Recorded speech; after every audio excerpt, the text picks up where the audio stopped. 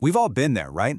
You pour a fresh glass of fruit juice, thinking it's the absolute picture of a healthy breakfast. I mean, it comes from fruit. It has to be good for you. Well, today we're going to challenge that idea. So let's dive right in, because your morning juice might have a lot more in common with a can of soda than you think. So look at these two.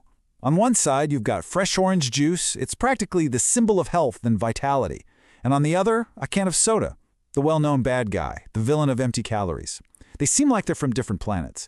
But what if I told you that once they get inside your body, your system reacts to them in a shockingly similar way?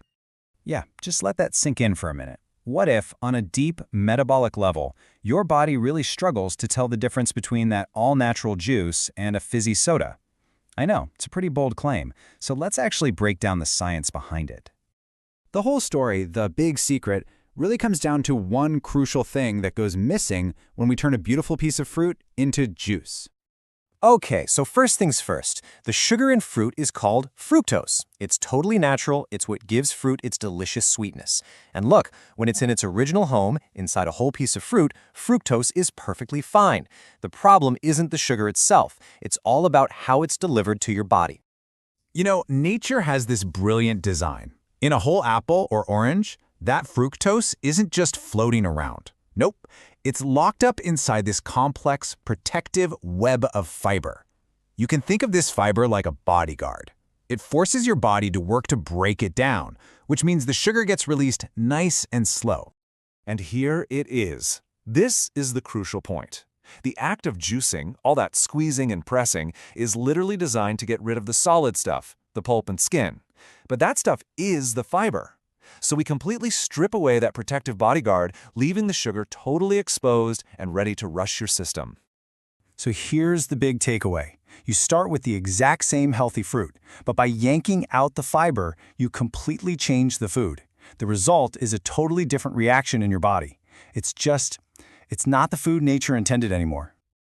So, what's the actual consequence of all this fiber-free sugar? Let's take a look at what's really happening inside your bloodstream when you drink juice versus soda. Wow. Okay, this chart right here says it all. See that little bar on the left? That's a whole fruit. A gentle, manageable rise in blood sugar. No big deal. Now, look at the two bars on the right. The blood sugar spike from fruit juice is almost identical to the massive spike from soda. Without that fiber to hit the brakes, the sugar just slams into your system like a tidal wave. And I think we've all felt what happens next. First, that sugar floods your bloodstream. Your pancreas kind of freaks out and releases this huge surge of insulin to deal with the emergency. But this overcorrection makes your blood sugar plummet, which leads to that infamous crash. You feel tired, sluggish, and then boom, you're hungry all over again just a little while later. That rebound hunger leads us right into the next major issue with fruit juice, why it just doesn't leave you satisfied, and how it creates this huge problem of overconsumption. I mean, really think about this. To make one single average-sized glass of OJ, you have to squeeze about 4 whole oranges. You're concentrating all the sugar from all 4 of those fruits into one glass you can down in a minute. So, let's be real. Could you actually peel and eat 4 large oranges in one sitting, especially in under a minute? It's highly, highly unlikely. And yet, you can easily chug that juice and all that sugar in no time at all, completely bypassing your body's natural "I'm full" signals. So why does this happen? Well, feeling full, what scientists call satiety, it comes from 2 main things with whole fruit: the physical act of chewing and the bulk of the fiber filling up your stomach. Both of these send powerful signals to your brain that say, hey, we've had enough. Juice removes both. There's no chewing and no fiber, so you get all the calories without the message to stop.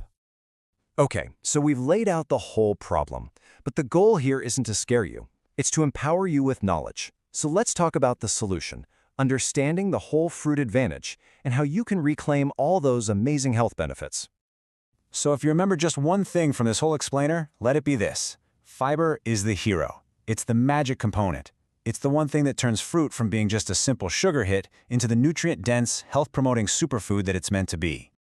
So what does this mean for you day to day? Let's get into some simple, practical tips for smarter ways to enjoy fruit without any of the downsides. First and foremost, the #1 rule: prioritize eating your fruit, not drinking it.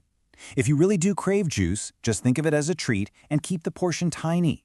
A great strategy is to pair it with some protein or fat, like a handful of nuts or some yogurt, to buffer that sugar rush.